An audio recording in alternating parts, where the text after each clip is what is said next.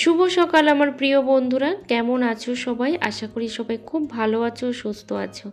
ক্যামেরাতে যতটা কিন্তু সকাল দেখাচ্ছে ততটা সকাল কিন্তু নয়, একেবারেই কিন্তু অন্ধকার অন্ধকার। তো সেই জন্য ভাবলাম যে না, আমি কাজটা আগে সেরে নিই। এটা আমার একটা ব্লাউজ, তো অনেক দিন ধরেই কিন্তু পেন্ডিং পড়েছিল। আর কেউ যেহেতু ঘুম থেকে ওঠেনি, এখনও গ্রামের লোকজনও ঠিক করে ঘুম থেকে ওঠেনি, সেই জন্য কিন্তু আমি ভোরে ভোরে উঠে চেষ্টা করি কাজগুলোকে সেরে নেওয়ার, যাতে করে সময়ের সাথে তাল মিলিয়ে আমি কাজগুলো করতে পারি।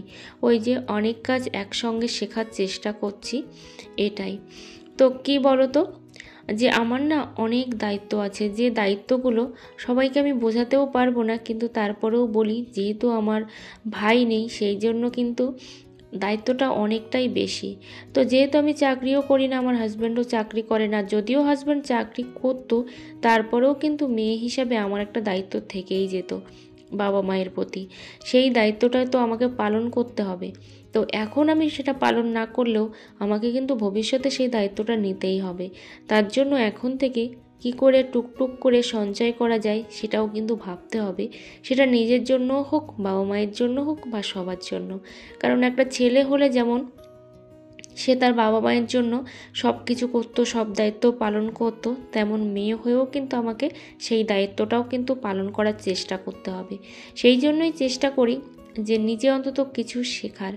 তো এই লেসটা লাগিয়ে কেমন দেখাচ্ছে অবশ্যই কিন্তু তোমরা একটু কমেন্টে জানিও। আমি এখানে তো একটা লেস দিলাম, তোমরা একটু জানিও যে এখানে দুটো লেস দিলে কি ভালো লাগবে। আর এটা যদি আমার, তো সেই জন্য একটু চেষ্টা করছি অন্যরকম কিছু করার, যেহেতু প্লেন ব্লাউজ। আর এটা কিন্তু আমি প্রিন্সেস কাট কেটেছি। আসলে ওই যে মানুষের শেখার কিন্তু কোনো শেষ নেই। আমি কিন্তু এই ব্লাউজ কাটবো বা ব্লাউজ রেডি করব বা অন্যদের জন্য করব কখনোই কিন্তু স্বপ্নেও ভাবিনি। কিন্তু এই যে মনের জোর আর ইচ্ছা, এই ইচ্ছা শক্তি যত পরিমাণে থাকবে, মানুষ কিন্তু ঠিক ততটাই কাজ করতে পারবে। সেই ইচ্ছা শক্তিটাকেই কাজে লাগিয়ে কিন্তু আমি এই জায়গাতে এসেছি, বা এই কাজগুলো আমি করতে পারছি। জানি না কতদিন করতে পারবো। তো ওখান থেকে কাজবাজগুলো করে একটু বেলা হয়েছে, মানে 6:30টার মতো বাজে। তো জিনিসপত্রগুলো এখন মেলে দিয়ে তারপরে যাব নিচে, কারণ ওই যে রান্না বান্না বসাতে হবে। আর আমি কিন্তু সকাল সকালেই রান্নাবান্নাগুলো করি। একটা পারফেক্ট গৃহিণী হওয়ার জন্য যেমন প্রত্যেকটা মেয়েরই প্রতিনিয়ত লড়াই চলতে থাকে, আমিও কিন্তু প্রতিনিয়ত লড়াই করে চলেছি একটা পারফেক্ট গৃহিণী হওয়ার সাথে সাথে। কিন্তু নিজের আইডেন্টিটি তৈরি করার জন্যও কিন্তু প্রতিনিয়ত আমি যুদ্ধ করে চলেছি। এটা কিন্তু আমার একটা টার্গেট। আমাকে কিছু না কিছু করতেই হবে। সাথে হচ্ছে বাবা মায়ের দায়িত্বও নিতে হবে। আমার মাসিমা আছে, মাসিমার দায়িত্বও কিন্তু নিতে হবে। কারণ কি বলতো, ভাই হলে হয়তো দায়িত্ব আমার কিছুটা কমতো, কিন্তু যেহেতু ভাই নেই, দায়িত্বটা কিন্তু অনেকটাই বেশি।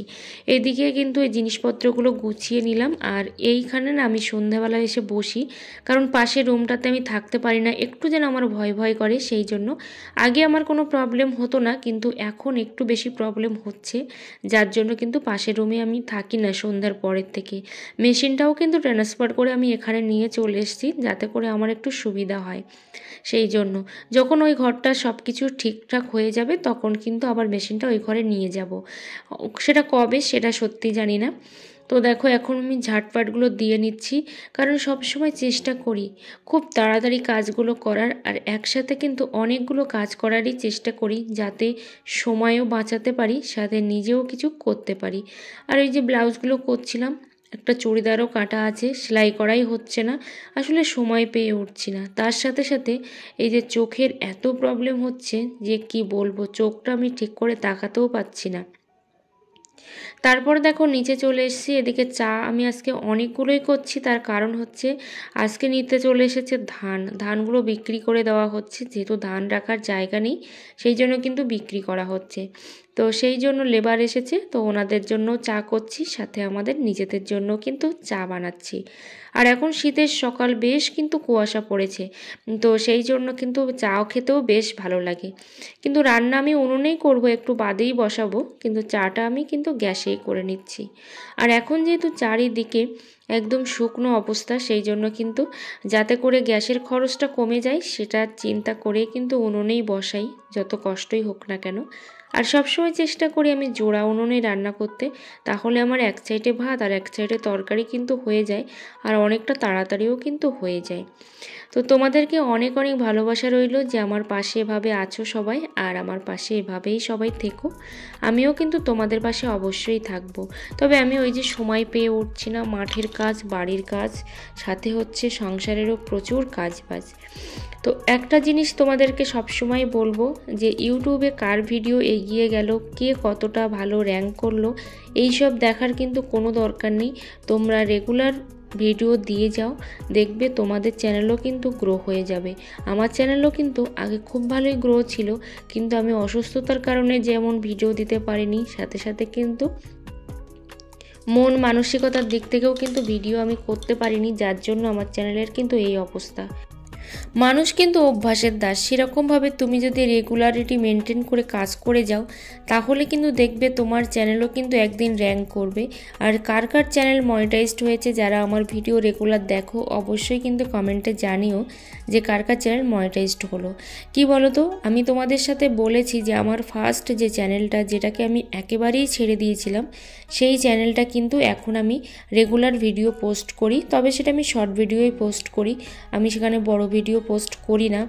তো একটা সময় কিন্তু আমার ভিউজই ছিল না, এখন ঠাকুরের নাম করে কিন্তু যাই হোক ভিউজ আসছে। তবে আমার যত কষ্টই হোক না কেন, যাই করি না কেন, আমি কিন্তু সেখানে রেগুলার ভিডিও পোস্ট করার চেষ্টা করি। তো ওদিকে ভাতটা বসিয়ে দিয়েছি, আর সাথে একটা তরকারিও বসিয়ে দিয়েছি, দিয়ে এদিকে বাচ্চাগুলো খুব লাফালাফি করছিল, সেই জন্য বাচ্চাগুলোকে কিন্তু আমি বের করতে চলে আসলাম। আমি বাচ্চাগুলোকে বাইরে দিই না, তার কারণ হচ্ছে কি বলো তো, এত ছোট ছোট আর প্রচুর পরিমাণে কিন্তু কুকুর বিড়াল ঘুরে বেড়াচ্ছে। তো ওরা যদি একবার মুখে করে নিয়ে চলে যায়, তাহলে কিন্তু অনেক বড় ক্ষতি হয়ে যাবে।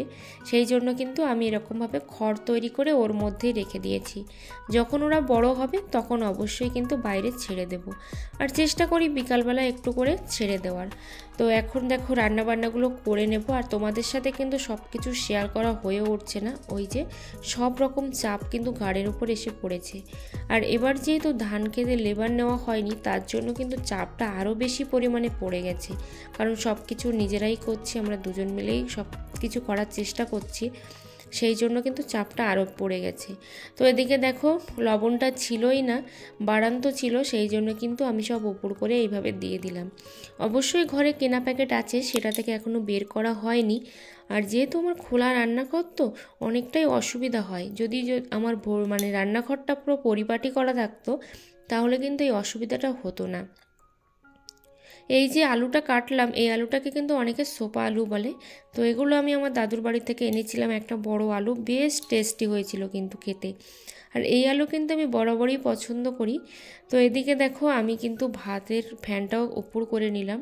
আর উনুনে রান্না করি বলে কিন্তু অনেকটা ভালোও লাগে শীতের দিনে, ঠান্ডাটা না অনেকটাই কম লাগে। তো সেই জন্য উনুনে আরও বেশি করে রান্না করতেই বেশ ভালো লাগে। আর আমাকে তো অনেকেই বলেছো যে গরম জলে স্নান করতে, তো সেই জন্য কিন্তু আমি তোমাদের কথা মতো রেগুলার কিন্তু গরম জলে স্নান করার চেষ্টা করছি। তাতে করে আমার মাথার ব্যথাটা কিন্তু অনেকটা হলেও কমেছে, কারণ পুকুরের জল না অতিরিক্ত ঠান্ডা। এখন হচ্ছে প্রায় সন্ধ্যার কাছাকাছি, গিয়েছিলাম বাজারে, বাড়ি এসে তারপর 4:30 সময় কিন্তু ভাত খেলাম। তো ভাত খেয়ে মানে 4:30 মানে বোঝোই তো একেবারেই সন্ধে। তো সেই জন্য বাচ্চাগুলোকে তুলে দিয়ে একেবারে সন্ধ্যা দিয়ে তারপরে হচ্ছে অন্য কাজ বাজ করব। তো দেখো বাচ্চাগুলোকে এই বের করে এর মধ্যে দিয়ে দিচ্ছি। আর একেবারেই কিন্তু অন্ধকার হয়ে গেছে। আর ড্রেসটা আমি চেঞ্জও করিনি, তার কারণ হচ্ছে বাড়ি এসে ভাতটা খেয়ে কিন্তু আমি একটু ওই যে আমার সেই চ্যানেলটার কথা বলছিলাম, ওখানে আমি ভিডিও বানাচ্ছিলাম। কারণ দেখলাম যে আমার সব কটা চ্যানেলই তো মনিটাইজড, তো আমি যদি আরও একটু বেশি কষ্ট করতে পারি, তাহলে হয়তো কিছু না কিছু হতে পারে। সেটা কবে হবে, কিভাবে হবে, সব কিছুই ভগবানের ইচ্ছা, আর তোমাদের ভালোবাসা আর তোমাদের আশীর্বাদ। সেই জন্য সেখানেও আমি কিন্তু ভিডিও দিচ্ছিলাম, সেই জন্য পারিনি, ড্রেসটা চেঞ্জ করিনি। তো এখন তুলে রাখবো। যদি ভিডিওর কোনো পার্ট একটুও ভালো লাগে, অবশ্যই ভালোবাসা দিও। সবাই ভালো থেকো, সুস্থ থেকো।